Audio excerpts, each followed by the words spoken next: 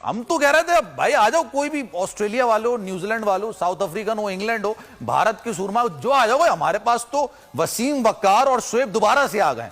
Sir ये 337 run का target दे दिया है, ये किसकी गलती की वजह से हुआ है? पाकिस्तान की कप्तानी सही नहीं थी, बॉलिंग सही नहीं थी, 2 विकेटें ली हमने, सिर्फ आखिर में भी आउट नहीं कर सके जब वो बिल्कुल आंखें बंद करके घुमा रहे थे। भाई आप ये कह सकते हैं कि एक ये बुरा दिन था और मुसलसल वेट कर रहे थे, और नेचुरली थोड़ा सा प्रेशर भी था पाकिस्तान का फेवरेट होने का। लेकिन मेरी याद समझ में ये नहीं आई कि बाबर आजम साहब को देखें, वही जो बात हम 2-3 दिन से कह रहे थे कि आपके पास एक स्पेशलिस्ट ये होना चाहिए था, स्पिनर होना चाहिए था। दूसरी बात है कि हारिस रऊफ का इतनी देर में मैच शुरू होने से सिर्फ चंद मिनट पहले ये बताया गया कि जनाब वो इंजरी का शिकार उनको कोई हैमस्ट्रिंग हो गई है, और किस टाइप की हैमस्ट्रिंग हो गई है कुछ समझ में नहीं आया। उसके बाद ये भी समझ में नहीं आया कि नसीम शाह को क्या प्रॉब्लम ऐसी हुई, क्या रिस्क में ऐसा मसला हो गया कि वो फील्ड से बाहर चले गए। तमाम ही बॉलर्स ऑफ कलर नजर आए। 79 तकरीबन 80 के करीब शाहिन शाह अफरीदी ने रन दे दिया।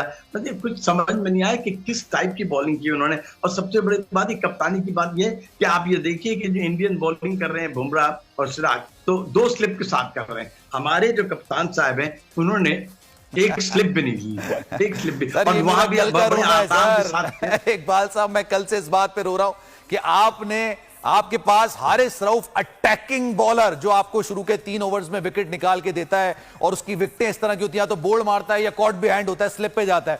उसमें उन्होंने स्लिप ही नहीं ली हुई, क्योंकि दूसरी तरफ से जो अशरफ साहब बॉलिंग कर रहे थे उनके पास भी स्लिप नहीं थी। हम बैकफुट पर आ गए थे सर। देखिए अशरफ साहब को तो आप कुछ ब्लेम ना करें, इसलिए कि अशरफ शाह को जो लाया गया है फहीम अशरफ को, वो 3 मेजर बॉलर के सामने थे, और वो उनको तो एज ए स्टॉक बॉलर को इस्तेमाल करना था उन्होंने। और शादाब को की जगह मतलब एक से नवाज को ड्रॉप करके वो लेके आए। लेकिन सारी बात ये कि पाकिस्तानी की बॉलिंग क्या ये थी कि भारत ने पाकिस्तान के खिलाफ सबसे बड़ा स्कोर सेटअप कर दिया। 233 थर्ड विकेट के लिए उन्होंने स्कोर कर दिया, थर्ड विकेट की पार्टनरशिप के लिए। आप ये देखिए विराट कोहली ने 13,000 रन बना दिए ओडीआई में, और फिर ये इनकी 47वीं सेंचुरी थी, टेस्ट सेंचुरी थी। अब सिर्फ 2 सेंचुरी पीछे रह गए सचिन तेंदुलकर। पाकिस्तान की बॉलिंग में ना कोई निप थी, ना गेंद मूव हो रही थी, ना ही स्विंग हो रही थी, ना। और मेरी अपनी ख्याल ये कि प्लेयर्स ने एफर्ट भी नहीं किया। नसीम शाह साहब जो थे, एक कैच गया था तो उन्होंने एफर्ट भी नहीं किया, और ये कमेंटेटर्स भी कह रहे थे कि ये इट्स वेरी सरप्राइजिंग। समझ में नहीं आ रहा कि आपकी बात जरूर कटेगी, लेकिन मैं फिर ये बात ऑब्वियसली, क्योंकि आप इतनी इंपॉर्टेंट बात कर रहे हैं जो मैं आपसे बात करने जा रहा हूं ना, फिर ये मिस हो जाएगी। सर ये तमाम चीजें अपनी जगह पे हैं, जो आप खामियां गिनवा रहे हैं, तमाम चीजें अपनी जगह पे। एक बहुत बड़ी चीज शायद जिसको हम अभी तक समझ नहीं पा रहे, इंडियन टीम अभी तक, जब आज के मैच से पहले या कल के मैच से पहले आप कह लें, वो बैकफुट पर थी, उनका मोराल गिरा हुआ था। आप पिछला मैच देखें, रोहित शर्मा की आप बैटिंग स्टार्ट का आप देख लें किस तरह से वो बैटिंग कर रहे थे। इसके अलावा शुभमन गिल को आप देख लेते किस तरह से वो खेल रहे थे। ऐसा लग रहा था कि पाकिस्तानी टीम जिस तरह से खेला करती थी प्रेशर के अंदर, इंडियन टीम उस प्रेशर में थी। आपने उनका मोराल बूस्टअप कर दिया सर। वर्ल्ड कप जाने से पहले उन्होंने कहा हमने पाकिस्तान के खिलाफ 337 रन बना लिए, 357। देखिए ये हमारा ख्याल है, हम समझते हैं कि जनाब ये इंडियन ज्यादा ये है कि वो बहुत ज्यादा शो ऑफ नहीं करते। आप ये कह रहे हैं, आपने शुभमन गिल की बात की, आपने रोहित शर्मा की बात की, दोनों 50-50 करके गए हैं जनाब ओपनिंग स्टैंड में। 121 रन का स्टैंड था आपके लिए उस जमाने, उस वक्त भी।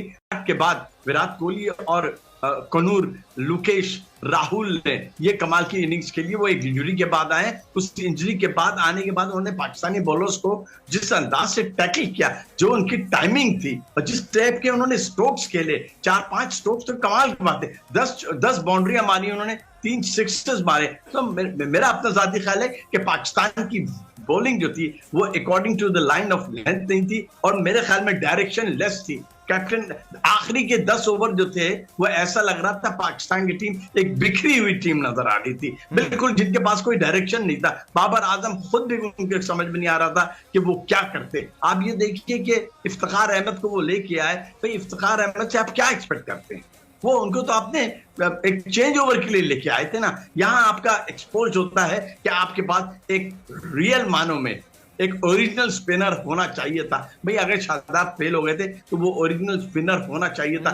जब आप स्ट्रेंथ लेके जाते हैं, आप ये कहते हैं कि हमारे पास दुनिया की बेस्ट फास्ट बैटरी है, तो फास्ट पेसर्स है, तो उसके बाद तीसरे पेसर की जरूरत नहीं थी। With all due respect to Fahim Ashraf, आप ये देख लीजिए कि अब जो प्रेशर पाकिस्तान टीम पे पड़ा हुआ है, इसकी सारी जिम्मेदारी बॉलर पे है और कप्तान पे है, और जिस टाइप की सिलेक्शन हुई है उस पे है। और ये मेरे ख्याल में पाकिस्तान जो फेवरेट था, यूनुस खान, इंजमामुल हक और उसके बाद मोहम्मद यूसुफ, ये आपके मिडिल ऑर्डर की जानती है। उस वक्त आपको ओपनिंग के लिए प्रॉब्लम्स होती थी कि भाई आपको ओपनर नहीं मिल पा रहा है, अच्छे ओपनर्स नहीं मिल पा रहे हैं, लेकिन आपका मिडिल ऑर्डर बड़ा स्ट्रॉन्ग किस्म का होता। उसके बाद आपके पास मिसबाह उल हक आ गए सर, उसके बाद मुझे नहीं काबिले जिक्र नाम जिसने आपको आके, जिस पर आप रिलाय करते, मिसबाह पर हम रिलाय करते थे कि यार ये निकाल जाएगा मैच, या अगर 10 पे 3 आउट हो गए या 2 आउट हो गए तो कम से कम 250 रन का टारगेट तो दे ही देंगे, मिसबाह टिक जाएंगे, ये पिच पर रुक जाएंगे। सर इसके अलावा आप अभी के मिडिल ऑर्डर पर आप ये रिलाय कर सकते हैं, और अगर नहीं कर सकते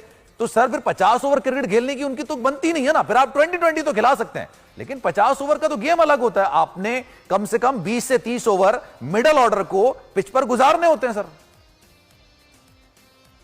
देखिए, अब तक जो 33 मैचेस खेले हैं, अब तक जो 33 मैचेस बाबर आजम ने इस मैच से पहले एज ए कैप्टन खेले, उनमें से अगर मैं उनका रेशो देखता हूं तो 22 जीते हैं, वो 9 हारे, एक जो है वो गैर नतीजा रहा था। आपकी टीम की परफॉर्मेंस है आज, आपकी टीम आप शुरू से इस मैच में अगर बात करें, देखिए शाहीन शाह अफरीदी ने नए बॉल से इम्पैक्ट नहीं डाला तो बाकी जो 10 खिलाड़ी खेल रहे हैं वो टीम को नहीं खड़ा कर सकते। नसीम शाह का अच्छा स्पेल था, अनफॉर्चुनेट था। आपके ओवर कॉन्फिडेंट होने का अंदाजा आप इससे करें कि जब आप मैदान में उतरे थे कि आप स्लिप के कैच की ट्राई के लिए नहीं जा रहे हैं कि वो पकड़ लेगा।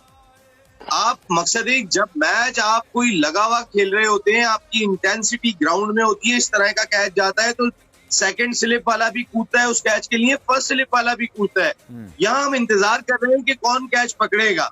आप जरा मेंटल अप्रोच देखें, आप किस अप्रोच के साथ ग्राउंड में खड़े हुए। भाई हाथ से लगता आपने ट्राई की और ट्राई किया, सेकंड स्लिप वाले ने तो छोड़ दिया, उन्होंने कहा भाई आप पकड़े, हमारी तो हमारा गेम नहीं, हमारे जोन में नहीं है ये।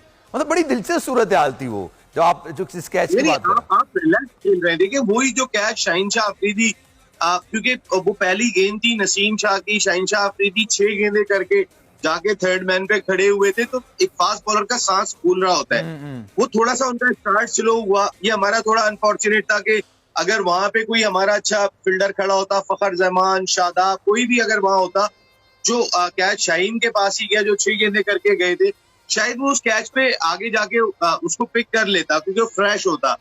शाहीन 6 गेंदें कोई फास्ट बॉलर साजिद भाई ज्यादा बेहतर बताएंगे, जब वो करके जाता है उसकी सांस थोड़ी सी चल रही होती है और उसको अगली 2-3 गेंदें लगती हैं रिकवर होने में।